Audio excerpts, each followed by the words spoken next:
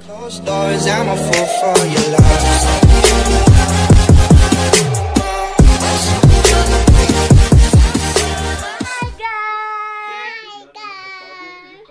Oh, di ba? Ang ganda-ganda na natin. By the way, it's me again. Mangibabain! Oh, kitang-kita nyo naman, di ba? Mukha kong bakla. Nagadula ang muyaw. So, ngayon ang gagawin ko po ay Tagalog to English Challenge by my sister from call center, Arwilit. So, lahat po kasi sila, mga kapatid ko po is galing sa call center. Ako lang po siguro talaga ang sobrang magaling mag-English kaya nandito lang ako sa bahay. So, meron tayong bubunutin. Yung iba is Tagalog title ng kanta. Kaya, eto na, let's start! Tada! Itong i-English. So, magbubunot tayo sa isa, then i-English ko.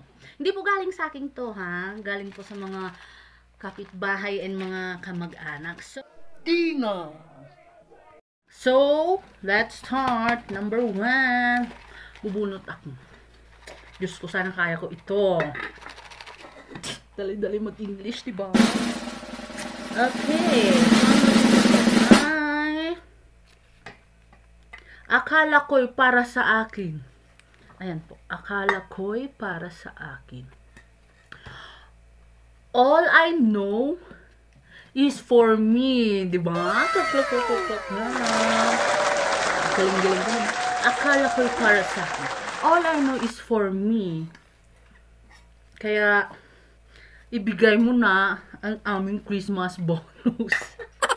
Ang galit ko. At talino di ante. Okay? Charan! Finish na. Next. Feeling ko mahirap-hirap. Ay, ang hirap nga. Te, walang laman. Hala, bala. Kaloka. Okay, ito. Ako ang nagtanim. I am the farmer. Tama, diba? Ako ang nagtanim. I am the farmer. Boring. Okay. Wikiti. Next. Ayan po, para hindi tayong mamalugi po tayo kung anong labas, diba? Okay, next po. Maitim na bato. The charcoal is in the back. Ala, chismis! Sorry, talagang hindi ko alam yung bato. Back ang alam ko kasi forehead, back o kaya 4 or 5, di ba? The black is in the 5. Sorry. Okay, finish na.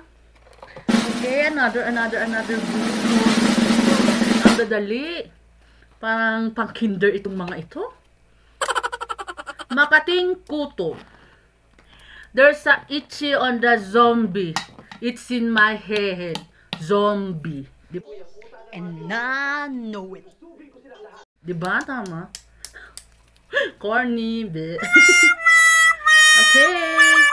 So, sobrang napakarami po nito. Hindi ko alam kung kakayanin pa ng knowledge ko.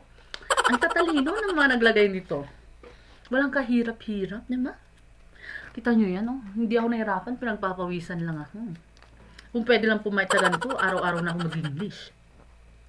Masakit ang paa. Diyos ko, lakit-lakin. Ang dali-dali lang to. Masakit ang... The face is so hurt. Paa nga. The face, bakit? Yung mga tao mukhang paa dyan. O, paano mo nasabi? O, the face is so hurt, diba? Oh. Sorry. Tao lang po. Masyadong magaling mag-English. I'm so Americana. Sorry, yung buhok ko lang po ang mukhang Englishera. Saka patok na patok yung pa-red lipstick niyo. Next. Adik sa'yo.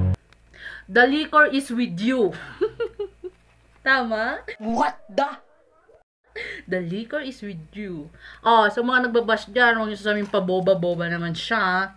Kasi, sa totoo lang, hindi ko talaga alam kung ano yung mga English itong mga to. Ewan ko kasi yung paglalagay nitong mga ito, lagot sa akin itong mga ito. Okay, next. Ay, hirap. Mabaho ang hininga. The septic tank is going to your nose. Mangibabain! Actually, ako lang natatawa sa sarili ko. Hindi ko po alam yung English ito eh. The bad breath. The uncle. Okay, marami-rami pa to. Grabe. Ito na siguro yung pinakamadaling subject sa akin. Kasi nung high school ako, alam nyo naman, top 1 ako. Charot! Top 1 po ako sa mga cutting class noon. Kaya kayo ngayon mag-aral-aral kung ayaw nyo matulad sa akin. Ha? Okay. Next.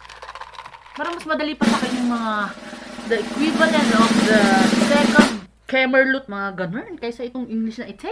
Napakahirap. Aking susunduin. Okay, ito. Madali lang ito sa akin. I will fetch you. Tama? Right or wrong? Right minus wrong, overall, 0 ang makukuha ko. Or baka negative pa. Ay, baby! Nakikijoin siya. Okay, next. Maasim na kilikili. Ano ba?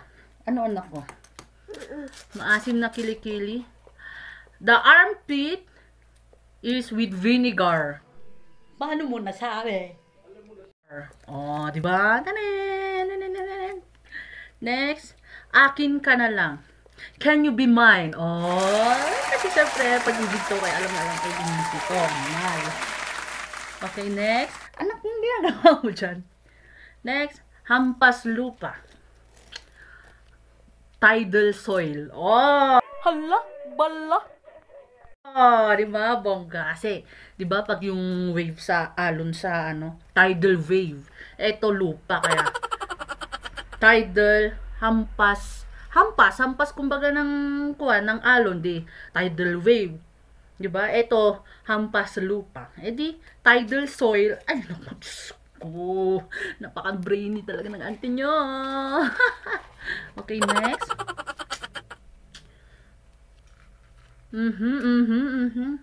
Babaero. Ay, Diyos ko, yung mga babaero dyan. Hindi nyo ba alam ang tawag sa inyo? Anong English ng babaero? Ang English ng babaero po ay, cheater is always a cheater. Okay? Mga babaero dyan, mga cheater kayo. Hindi kayo marunong lagi kayo nagkukodigo. Diba? Oh, next. Masarap na ulam. My husband is so delicious. Mangibabain! Ulam po kasi siya eh. Kulang na lang kanin, di ba? Charot! Feel na naman ang hobby ko. Sweet na naman siya sa akin mamaya pag nakita niya yan. Ay, nahulog. So, ang next ay si akala ko. All I know. Oh, easy. Nagadula ang muyaw. Ay, mali. All I as pala yun. Ito, ang English akala ko ay all I know. Di ba? Galing-galing ko. Okay, next. Alam mo ba? Ano ba English alam mo ba? Alam ko na. Ito yung nag-trending noon eh. You do know. And I know it. Di ba? You do not. That the Cassie is ma fake daw. Hugas-hugas din ang fake.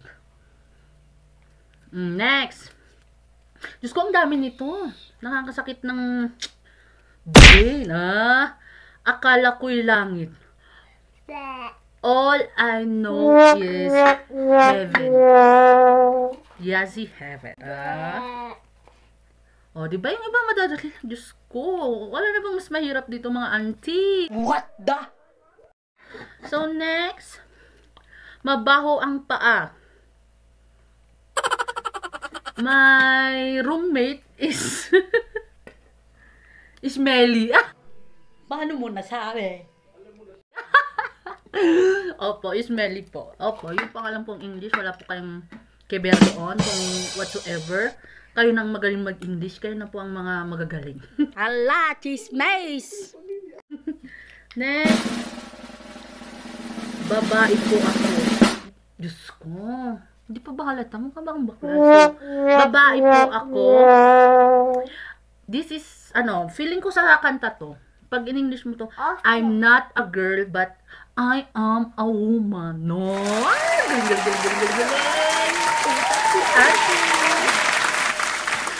Okay, pagod na nga ako. Masyado nang parang para sa akin sa kwa na ito. Board exam na ito ng mga lawyer. Nahihirapan ako. Babalik ka rin. Please come back home, sabi.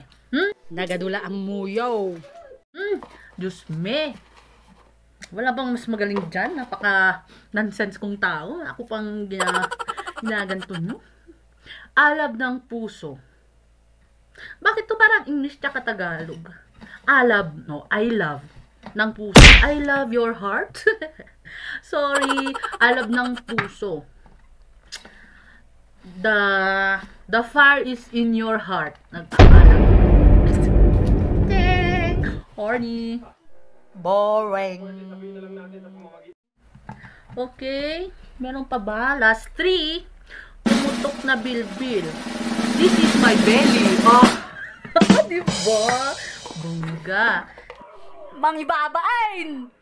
The next. Okay. Magandang lahi. Oh. A beautiful Bautista. Dahil po Bautista ang apelyido ko nung dalaga ako. Magandang lahi is beautiful Bautista po ang English niya. Oh. And last one. Wala na po. Diba? Tamang sagot.